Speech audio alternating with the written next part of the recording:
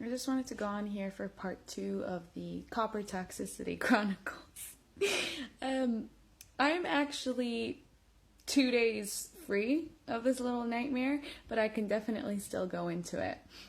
So I'm going to start off with copper dumping is a thing. I've been experiencing random cyst situations on my eyelids. My skin is kind of acting up, and we'll start with symptom number 1 since the 4-year journey of inserting a copper coil. My skin's shredding itself. Like, it was never super clear to begin with, but since inserting that thing, things just started to kind of go downhill without me even realizing that it had something to do with the coil. So basically, I altered my diet in so many different kinds of ways, like going through health cleanses and eliminating what I thought might be foods that are causing the issue. Now, this doesn't say at all that these types of foods like grains and sugars and processed foods have things to do with a gut disturbance, which would equal skin problems.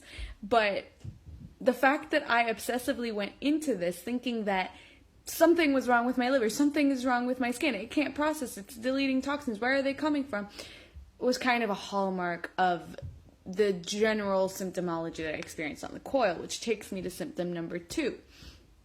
A general falling apart of my mental state. So that was another thing that I kind of experienced over time and was just thinking that I was going crazy.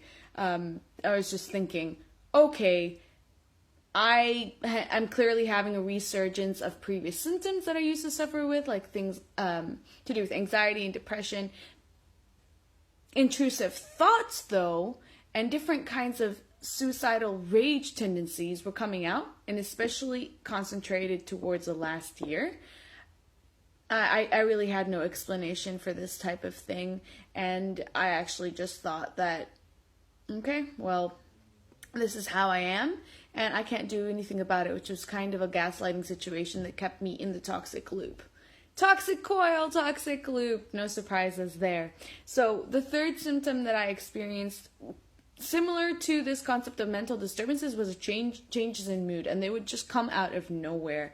In the snap of a finger, I would be able to go from a positive experience to a really, really negative one. Sometimes I would wake up in the mornings and just know that the day was going to be extra difficult, specifically with hypersensitivities. Number 4 would be symptoms of allergies and food sensitivities. It was almost like my nervous system was extremely hypersensitive to everything around me, and I thought this was just because I was detoxing the heavy metals or attempting to get into the stored trauma in my body. But essentially, I was just constantly feeling on edge and very out of my body as well, just very, very hypersensitive to everything. And this was translating over into food symptoms. So I was getting all kinds of tongue ulcers and random sensitivities to foods that were cropping up over time. And it just, again, had me questioning everything and changing everything up without realizing that these symptoms might have something to do with copper toxicity. The 5th symptom that I would experience was similar to this digestive disturbance, in that there was excessive bloating. There was a lot of indigestion towards this last year of having it, and I sincerely didn't associate it with this. The 5th symptom, and I would say that this was the major one that I was experiencing, was just a sense that I was terminally ill. Extreme fatigue, like having no energy, and it was getting worse and worse over time. These last few months of this year, of 2019, basically I really didn't think that I could go through with anything. I was turning offers to go out, offers to drop down. I was not going out, and if I were to go out, I would find it excessively difficult to actually reach my destination. I recently bought a bike and was basically attempting to bike around and finding that I was just exhausted. Like, I'd have to get off and push it. Around this time last year is when I kind of had a breakdown, thinking, okay, I'm terminally ill. There's nothing I can do about it. My health is deteriorating. I don't know why. in general, the main symptomology, aside from these specific things, was just a sense that everything that was occurring was somehow my fault, and it began to affect my mindset. And so I actually went into deeper states of depression because I thought that there was something that I was doing wrong, that I couldn't figure out, and really hard on myself for being so tired and for not knowing why I couldn't fix it. So overall, this journey was really informative, and it only really started coming into my awareness on November 2018, when I started realizing having a foreign object in the body could be contributing to autoimmune conditions. Because that was another thing. It was like the chronic pain, it was the sensitivities to food, it was just being very sensitive to everything and experiencing brain fog, fatigue, mood swings, and low energy. But I really took it seriously in the last few weeks, and I found an amazing Copper Toxicity, Copper Coil support group. And from then on, I knew that I was safe because I was reading the experiences of hundreds of women that matched up to my own finally. It was finally something that I was like, oh my God, I have been experiencing this. Even to the point that my own teeth, the gums had been receding, and I just thought I was going crazy. My teeth were, I was having shooting pains at night when I would lay down to sleep.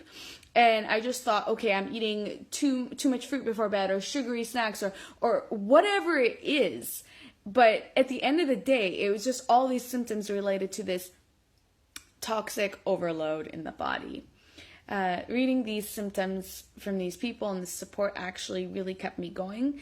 And the moment that I actually became fully aware that the coil was affecting me in this way, I went into excruciating pain for 3 days in a row. And I do not take any pain medications or anything like that because I like to monitor the state of pain in my body. I like to know what's up because pain is a messenger, it's a signal. And it was really getting out of hand, and so I knew that it was time. It was time for me to get this out of my body. And in fact, fantasizing about the concept of getting this thing out really kept me going because I realized finally it was almost like an earring in your ear that is infected, and when you pull it out, your body just feels a sense of relief. So I actually ended up going to the emergency room, and though they did not like it, and the doctor was not happy that I'd come there, she ended up finding what she needed to do it.